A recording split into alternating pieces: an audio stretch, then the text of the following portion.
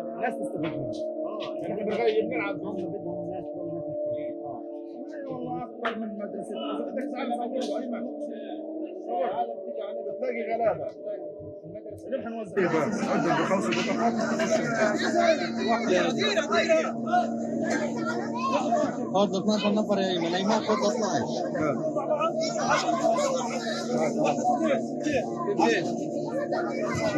كبر الثانيه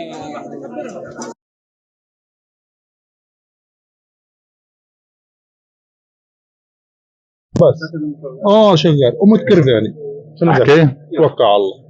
كل الشكر لأمة كرفاني انهم جابوا لنا وجبة الافطار اليوم.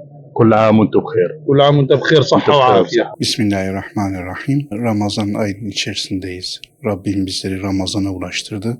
Özlemle beklediğimiz bir aydı. Çünkü başı rahmet, ortası mağfiret, sonu da cehennemden azat olarak Resulullah Aleyhisselam'ın bize bildirmiş olduğu bir ay idi. Ama İslam ümmetinin şu an içerisinde bulunmuş olduğu durumdan dolayı hakikaten kalplerimiz acılı. Özellikle Filistin'deki durum gerçekten de içler acısı. Oradaki kardeşlerimiz şu an açlıkla karşı karşıyadırlar.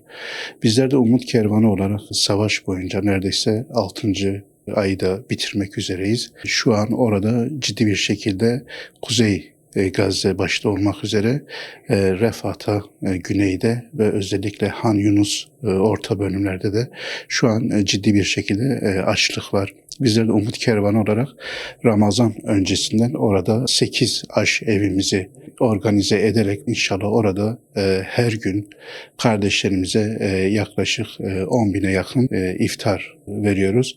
Ve bu şekilde de o kardeşlerimizin yaralarına merhem olmaya çalışıyoruz. Ancak bu yetersizdir. Ben özellikle burada hayırseverlerimize seslenmek istiyorum. Ciddi bir şekilde sıkıntı var ve bizler Umut Kervanı olarak orada şu an bu güzel ameli icra edebiliyoruz. Kardeşlerimize bir bardak su da olsa, bir tas çorba da olsa ikram edebiliyoruz. Hem sahurlarını hem de iftarlarını açabilmeleri için organizasyonumuzu yapmışız. Ama verdiğimiz sayılar yetersizdir ve bu konuda biz inşallah çağrıda bulunuyoruz.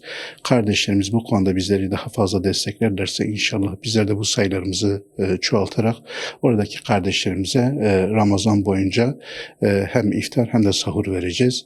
Rabbim şimdiden yardımlarını yapan tüm hayırseverlerimizden razı olsun.